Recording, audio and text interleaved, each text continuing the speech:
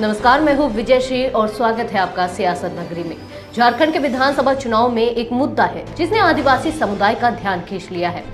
सरना धर्म कोड, जहां कांग्रेस और जेएमएम इसे लागू करने का वादा कर रही है, वहीं बीजेपी भी इसके समर्थन में है। तो क्या है सरना धर्म कोड? क्यों यह मुद्दा राजनीतिक दलों के एजेंडे पर है और क्या इसके पीछे कोई गहरा राजनीतिक समीकरण है? आइए जानते इसके बारे में विस्तार से। झारखंड चुनाव के साथ ही सरना धर्म कोड लागू करने की मांग ने फिर से जोर पकड़ लिया है।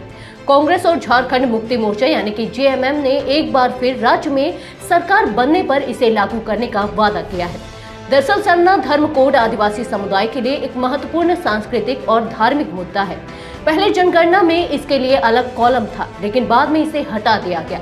अब इस कोड की मांग को सभी प्रमुख राजनीतिक दलों ने अपने चुनावी एजेंडे में जगह दी है। आदिवासी समुदाय का एक बड़ा वोट बैंक होने के कारण झारखंड के तीनों प्रमुख दलों कांग्रेस, जेएमएम और बीजेपी ने सरना धर्म कोड के समर्थन की घोषणा की है। कांग्रेस और जेएमएम अपने घोषणा पत्र में इसका समर्थन कर रही है और आदिवासियों के लिए एक विशिष्ट धार्मिक पहचान का मुद्दा बना रही है। वहीं बीजेपी ने भी साफ किया है कि वह इस कोड के खिलाफ नहीं है और इस पर विचार करेगी। सरना धर्म कोड आदिवासियों के जीवन, परंपराओं और धार्मिक विश्वासों से जुड़ा है। आदिवासी प्रकृति पूजक होते हैं और उनकी पूजा पद्धति भी अलग होती है। यहाँ मूर्ति पूजा की जगह प्रकृति की पूजा होती है, जो उन्हें हिंदू धर्म से थोड़ा अलग और विशिष्ट बनाती है।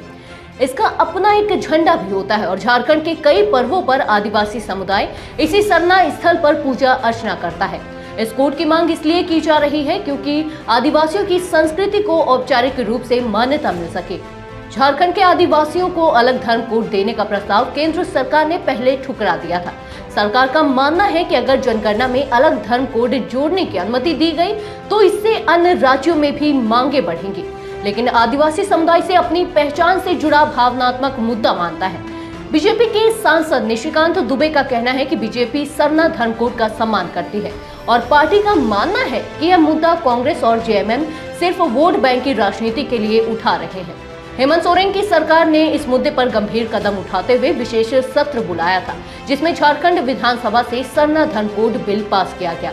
सोरेन ने इस विषय में प्रधानमंत्री नरेंद्र मोदी को भी खत लिखा, लेकिन इसके बावजूद यह बिल राष्ट्रीय स्तर पर लागू नहीं हो पाया। वहीं झारखंड के पूर्व सीएम चंपई सोरेन ने जेएमएम और कांग्रेस दोनों को ही आड़े हाथों लिया। उन्होंने कहा कि सरना कोड 1951 तक था, लेकिन कांग्रेस ने ही इसे खत्म कर दिया था। अब अगर जेएमएम सच में इसे लागू करना चाहती है तो पहले उसे कांग्रेस से संबंध तोड़ने चाहिए। कुछ लोग सरना धर्म कोड की मांग को ईसाई मिशनरियों के प्रभाव से भी जोड़ते हैं। इनका मानना है कि सरना धर्म असल में सनातन धर्म का ही एक आदि धर्म है और आदिवासी समुदाय को अलग धर्म कोड देने का उद्देश्य उन्हें सनातन हिंदू धर्म से अलग करना हो सकता है।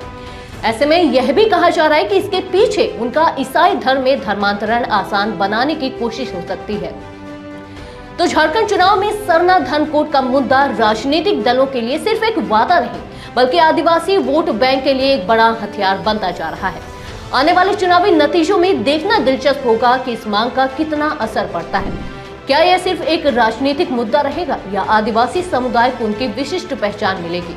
आपकी क्या राय है? हमें कमेंट्स में जरूर बताएं और ऐसी ही खबरों के लिए जुड़े रहें सियासत नगरी के साथ। धन्यवाद।